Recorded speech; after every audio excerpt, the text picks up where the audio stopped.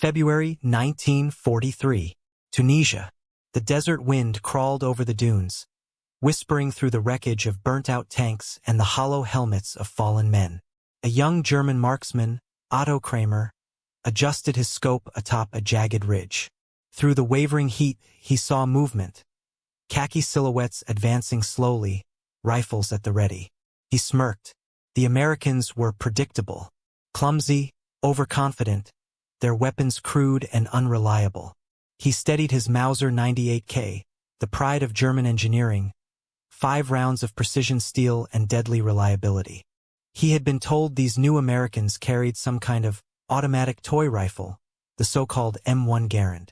He almost laughed at the thought. A farmer's gun, he muttered. Amerikanisch übermechanisiert. Over-engineered. Too heavy, too delicate. Everyone in his unit had mocked it when they saw one captured, a strange contraption with too many moving parts. You'll spend more time fixing it than firing it, one officer joked. But as Otto watched, something strange happened. The first American appeared from behind a rock.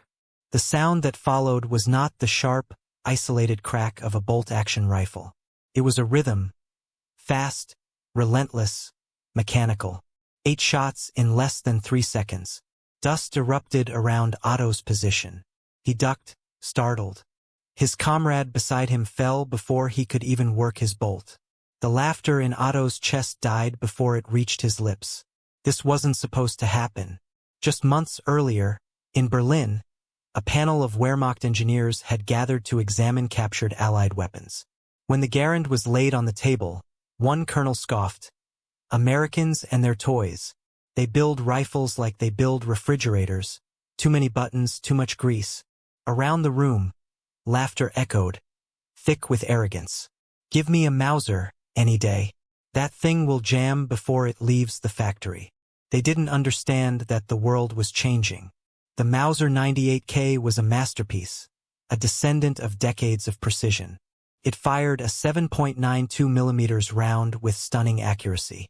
German soldiers worshipped it, treating it like an extension of their will. The bolt slid like silk, each motion a ritual. But in that ritual lay its flaw time. Every shot demanded action. Pull the bolt, chamber, fire, repeat. A dance as old as World War I. Against slow, entrenched warfare it worked. But now, in the fast-shifting chaos of North Africa and Europe, seconds were life and death.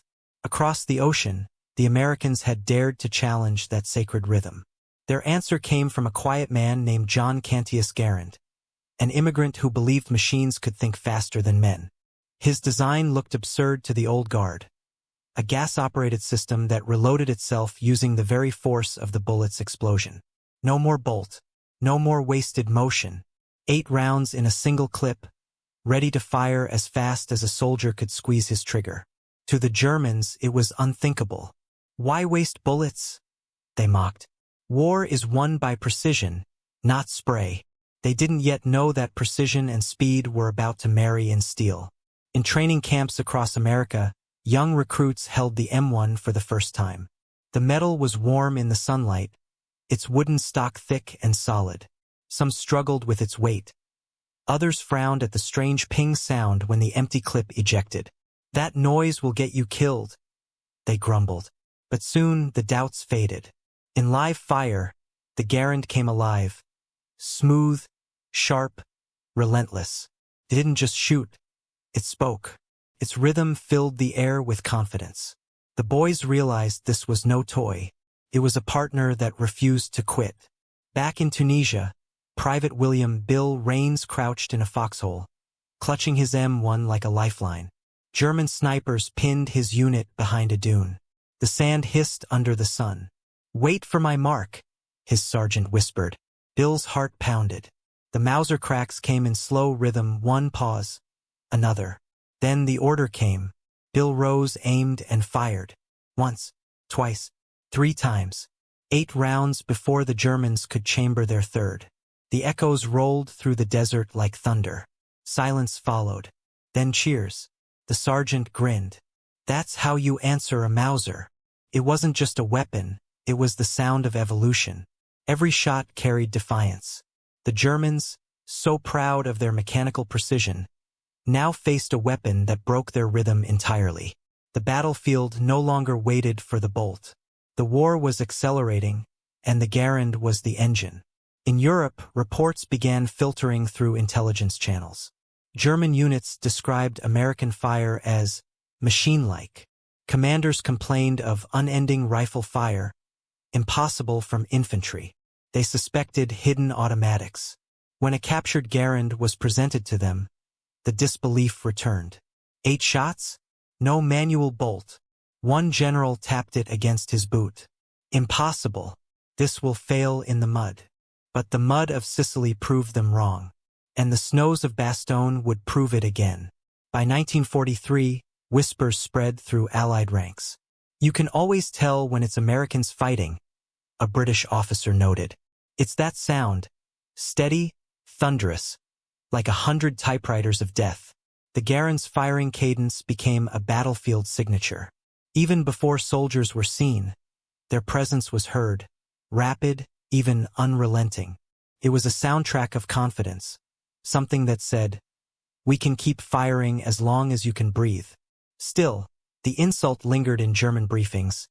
Die Amerikaner mit ihren Bornschweren.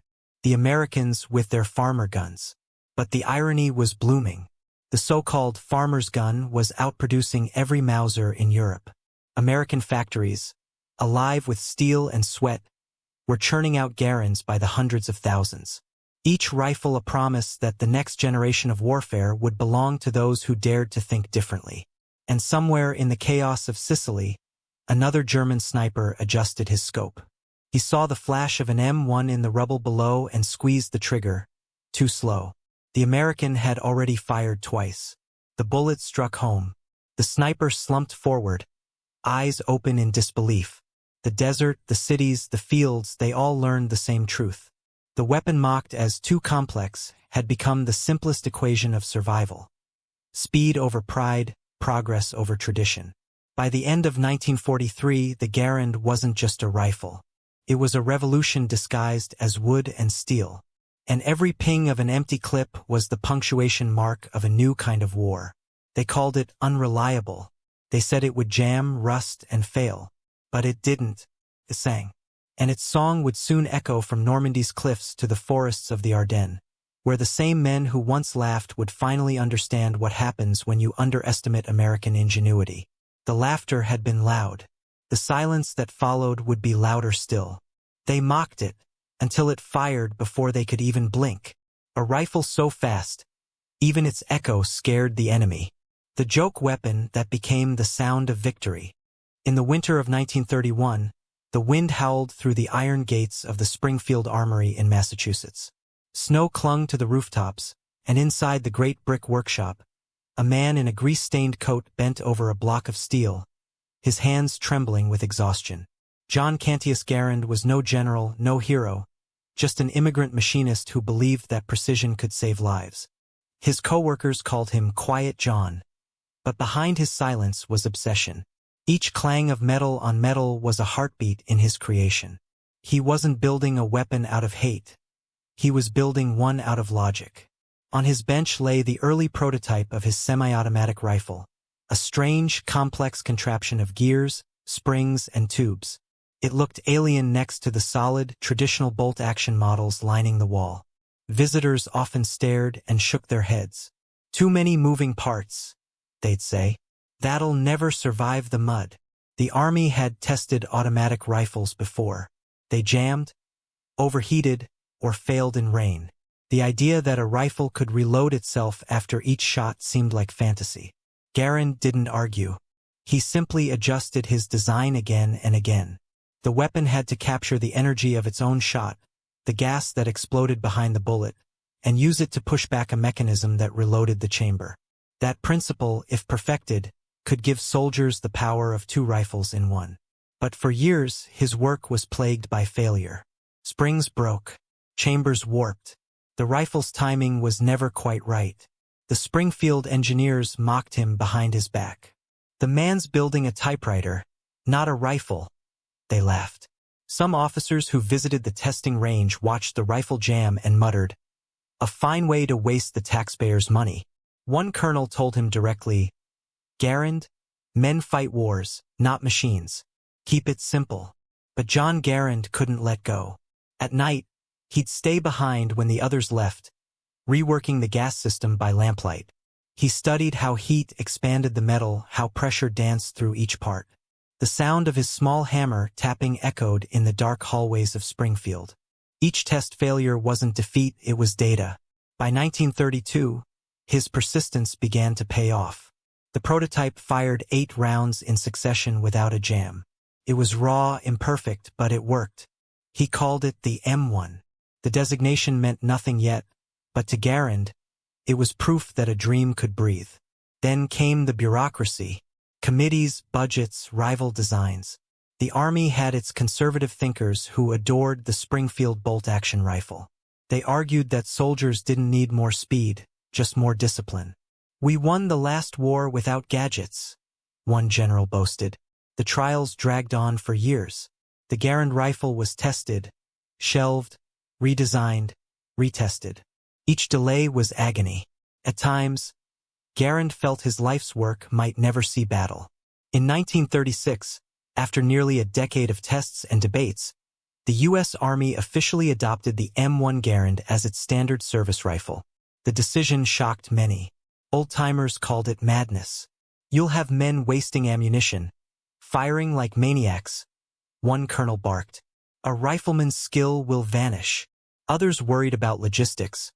"What happens when that gas system clogs in the mud of Europe?" The laughter was quiet but sharp.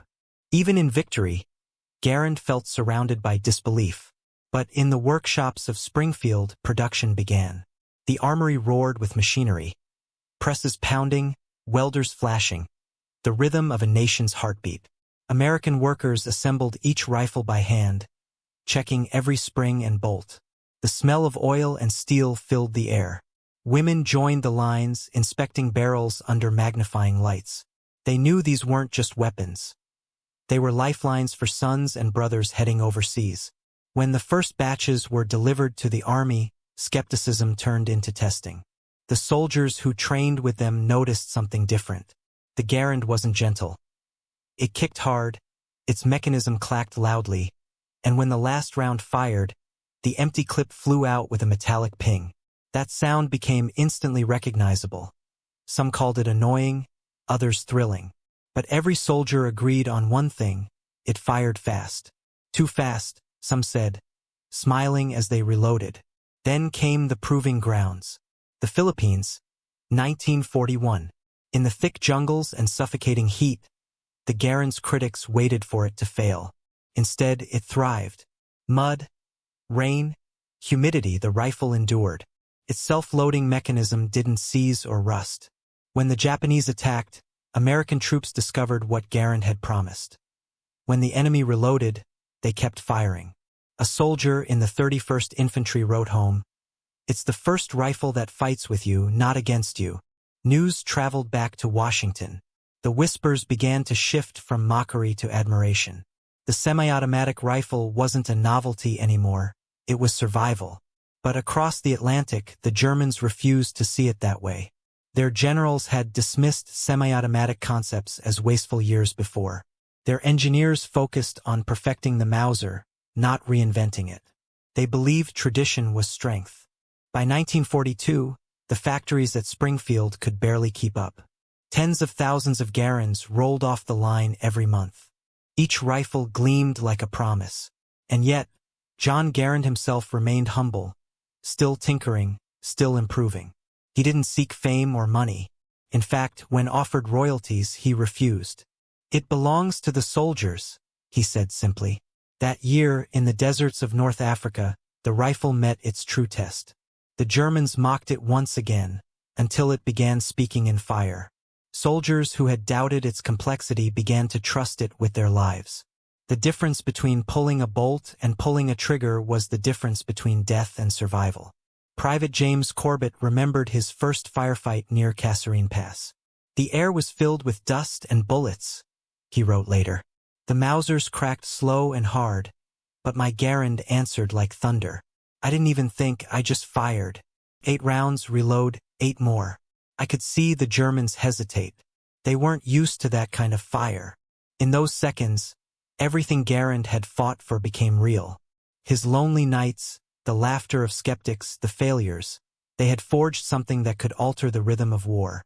Back in Germany, captured reports described unusually heavy rifle fire from U.S. infantry. Analysts debated whether the Americans had given all their men automatic weapons. One frustrated officer wrote, "Their rifles fire without pause. Either they are lying, or they are devils." It wasn't sorcery. It was innovation. It was one man's belief that progress always starts as a mistake to someone else. And yet, the Garand wasn't perfect. Its mechanism demanded care. Soldiers had to clean it meticulously. A single grain of sand in the gas cylinder could cause failure. But those who learned to maintain it became nearly unstoppable. The rifle taught discipline through power, a strange balance that fit perfectly with the American soldier's spirit. When John Garand visited a testing range in 1943, he watched young recruits fire his rifle for the first time. The range echoed with the staccato rhythm of semi-automatic fire. He smiled faintly, hands folded behind his back. "It works," he murmured. He didn't know yet that his creation would soon define the sound of victory from Normandy to the Ardennes. But the tide was already turning. The Germans still laughed in their reports, dismissing the Garand as wasteful. Yet their soldiers were starting to whisper on the front lines. "Die Amerikaner schiessen zu schnell." The Americans shoot too fast. John Garand never replied to the ridicule. He didn't need to. His answer was already echoing across continents. 8 rounds at a time. The question now wasn't whether the Garand could work. It was how far it could take them, and how long before the enemy realized they were fighting the future itself. The morning sky above Monte Cassino burned gray with gun smoke and dust. It was 1944, and the war had grown teeth. The hills of Italy echoed with thunder as American infantry pushed against fortified German lines, each step contested by hidden snipers and machine gun nests. Among the smoke, the sound of rifles clashed like music from 2 eras, one old, one new. The sharp, steady cracks of German Mausers punctuated the air like hammer blows. But between them, cutting through their rhythm, came a faster beat, 8-round bursts of defiance from the M1 Garand. Private Tom Grady pressed his cheek to the stock, eyes stinging from the smoke. He didn't think, he reacted. Every squeeze of the trigger sent a shock through his shoulder, brass flying past his face, clips ejecting with that famous metallic ping. He barely noticed the sound anymore, though the Germans did. Across the rubble, a squad of Wehrmacht riflemen hesitated after firing. They reached for their bolts, hands fumbling in panic, but Grady's section didn't stop. In 5 seconds, 20 American rifles had fired more rounds than an entire German platoon. The difference wasn't subtle, it was survival. When the battle ended, the Americans moved through the smoking ruins. A captured German corporal sat on the ground, trembling, his Mauser resting uselessly in his lap. Through a translator, he muttered, "Your rifles. They don't stop." That sentence spread through the Allied ranks like a badge of honor. By mid-1943, the M1 Garand had already proven itself across Tunisia and Sicily, but Italy was the turning point. The weapon mocked as a farmer's toy was now dictating the tempo of modern combat. German soldiers began calling American infantry the drummers, because their gunfire came in rhythms, not single beats. The Mauser was still a masterpiece, precise, deadly, reliable, but its bolt-action heart was too slow for the storm that modern warfare had become. Each German shot was a calculation. Each American volley was an avalanche. The Garand didn't ask for permission. It simply demanded momentum. Reports from the front described continuous rifle fire that feels automatic. Commanders couldn't understand how ordinary riflemen could lay down such intense barrages. The Wehrmacht issued warnings to its troops. Do not assume every American carries an automatic weapon. They carry semi-automatics that fire extremely fast. But in the fog of battle, distinction didn't matter. What soldiers heard was the relentless drumming of the Garand, echoing across valleys, through stone towns, and over shattered ridges.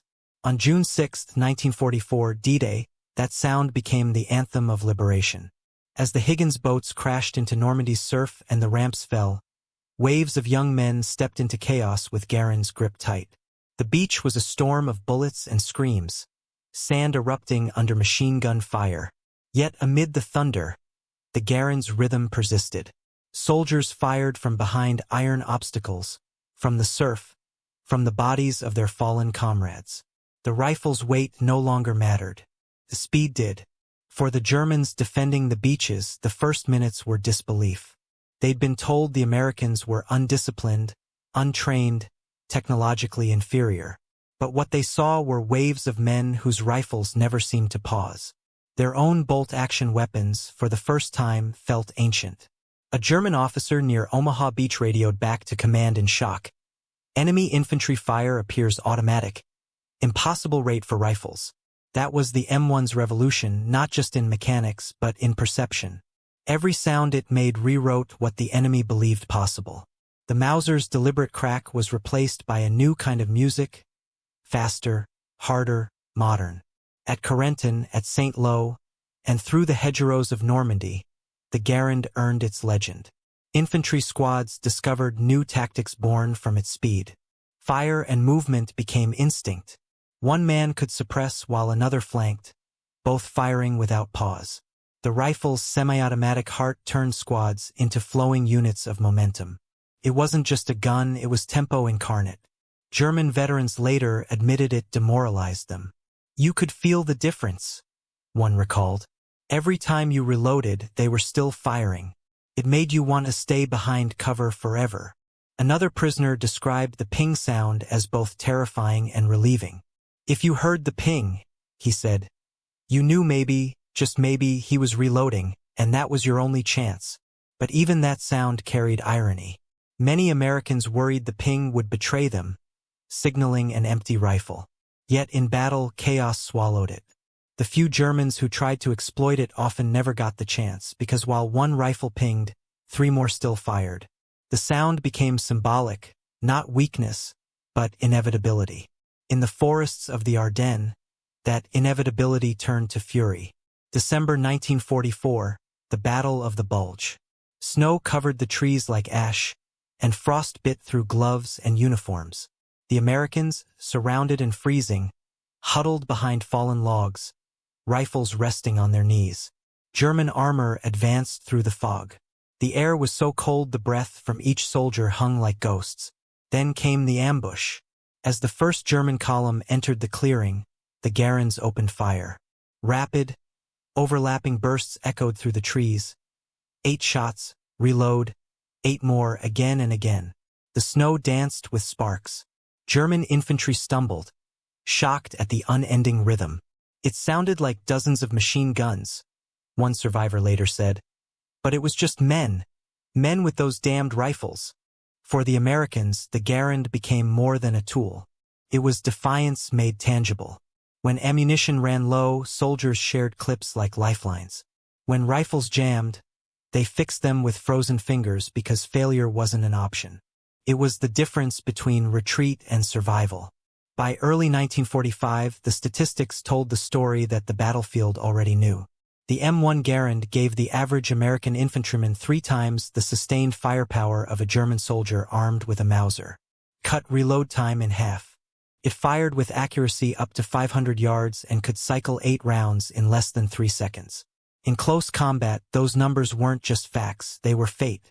Even German engineers, once dismissive, began scrambling to catch up. Late in the war, prototypes like the G-43 attempted to imitate the Garands gas system. But it was too late.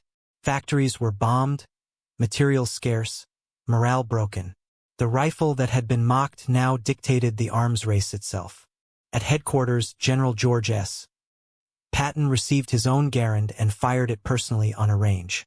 The recoil thudded through his shoulder, the brass flying in bright arcs. He grinned and turned to his officers.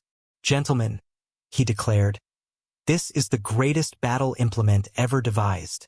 His words spread faster than propaganda.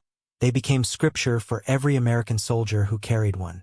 By the time Allied forces crossed the Rhine, the Garand's echo had become the sound of inevitability. Every engagement, from the mountains of Italy to the villages of France, followed the same pattern. Germans firing with precision, Americans answering with volume, coordination, and speed. The Mauser had once symbolized European craftsmanship. The Garand now symbolized American momentum, the will to move forward, to innovate, to never pause.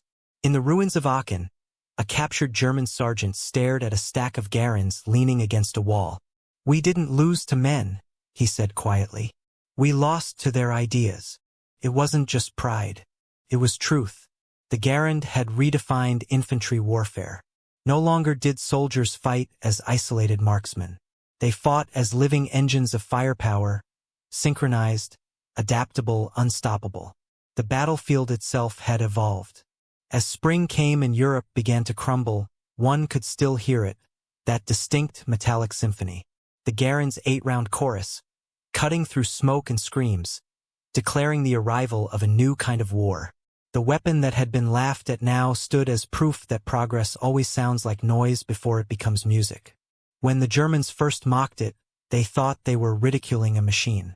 In truth, they were mocking the future. And by the time they realized that, it was already firing, 8 rounds at a time, straight into history. The war ended, but the echo of the M1 Garand did not. Europe lay in ruins. Cities reduced to skeletons of concrete and steel, fields littered with helmets and memories. The laughter that once mocked the farmer's rifle was long gone, replaced by a quiet awe that spread even among the defeated. In the aftermath of 1945, soldiers returning home carried not just medals and scars, but stories about the weapon that had never let them down. The Garand had become more than a rifle.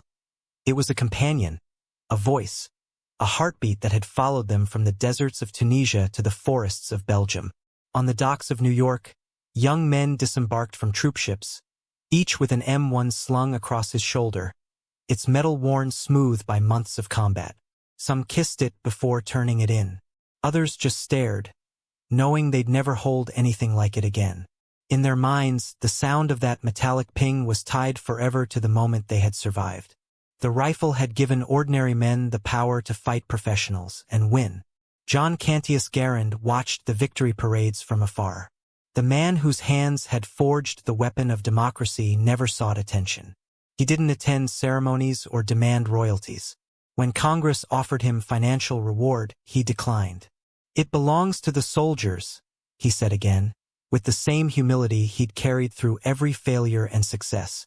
He walked through the Springfield Armory one last time in 1946, pausing beside a rack of completed rifles.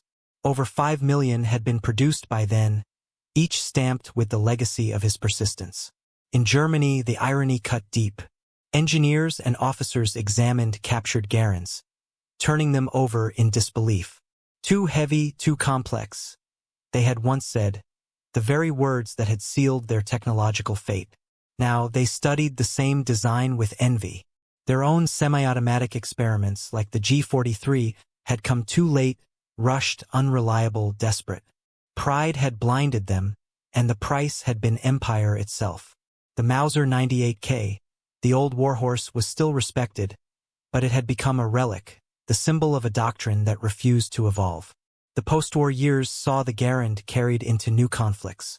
In Korea, 1950, the cold winds swept over the chosen reservoir as American troops once again trusted their M1s in the bitterest conditions on Earth. Chinese waves crashed against UN lines, and still, the Garand's rhythm filled the frozen night. Soldiers joked that it fired even when the soul didn't want to. In temperatures that froze engines and skin, the rifle's gas system kept breathing. Its 8-round clip ejected with that same defiant chime. The same ping that had terrified Germans now echoed through Asia. A veteran from the 1st Marine Division later said, "When everything else froze, the Garand didn't. It saved more Marines than rations ever did." Those words cemented its myth, the rifle that refused to fail its men. But as technology marched forward, even legends faced replacement. The new era of warfare demanded lighter, faster, fully automatic weapons. The M14 and later the M16 would take its place, each borrowing something from Garand's design. His gas system, his vision of self-reloading firepower, his belief that speed was survival. Every modern rifle carried his fingerprints in its DNA. Yet, the Garand remained immortal in its symbolism. For millions of Americans, it was the image of victory. A soldier's silhouette against a burning sky, rifle raised high, the embodiment of determination and ingenuity. Museums displayed it behind glass, polished and proud. Collectors called it the soul of the greatest generation. Historians began to see the Garand not merely as a weapon, but as a metaphor, a story of innovation against skepticism. It was proof that progress is always mocked before it's feared. Every new idea, every revolution, is born surrounded by laughter until it rewrites the rules. The Germans had laughed. Even the Americans had doubted. But in the end, it was that same laughter that fueled the fire of invention. John Garand died in 1974, quiet and uncelebrated by the masses he had helped save. He left behind no fortune, only blueprints and a legend. But among veterans, his name was spoken with respect reserved for generals. One wrote in a letter, "He gave us a rifle that made us feel like giants." In military academies around the world, the story of the M1 Garand became a case study in humility and foresight. The weapon represented the industrial might of America, yes, but also its imagination, the ability to trust a dream that others mock. It wasn't just about bullets per minute. It was about daring to believe that better could exist. The mockery that once surrounded it found a new purpose in history books. In Berlin, museums displayed Mausers beside captured Garands, plaques reading, "A Study in Evolution." Visitors stared at the two rifles, one elegant and old-fashioned, the other bold and modern. The inscription underneath the Garand read simply, "The sound of freedom." That sound, the echo of 8 rounds and the metallic ring of an empty clip, lived on in documentaries, films, and memories. Veterans said you could always tell a real World War II soldier by the way his head turned when he heard that sound. It was instinct. It was the echo of survival. As the decades passed, historians debated the rifle's place among the great inventions of the war, the Spitfire, the Sherman, the Enigma, the P-51. But among infantrymen, there was no debate. The Garand had given them the edge, the speed, the rhythm to outfight men who had been trained longer and drilled harder. It had equalized courage. And still, somewhere deep in its story lay a moral, one that stretched beyond steel and gunpowder. The world had seen, once again, that arrogance blinds innovation. That ridicule is often the first stage of recognition.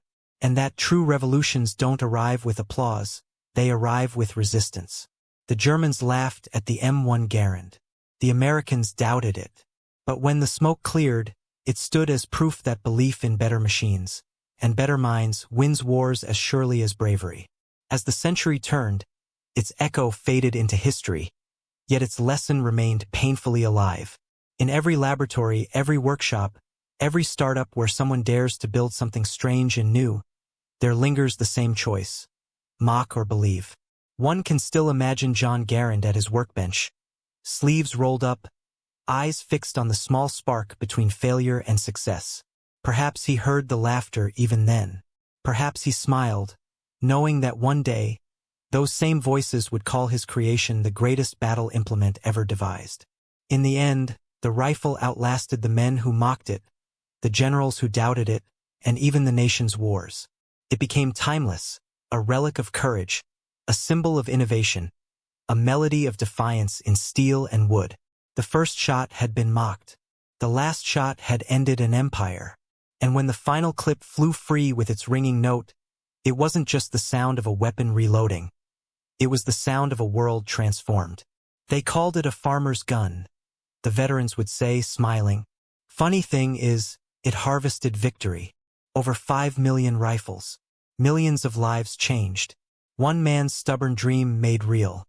History would remember it not only for the battles it won, but for the lesson it taught, that laughter always precedes respect, and doubt always walks before destiny. The M1 Garand didn't just fire bullets. It fired freedom itself. And as new wars dawn and new inventions rise, one question remains for those who still believe progress looks foolish before it looks powerful. Which weapon of today will be tomorrow's Garand?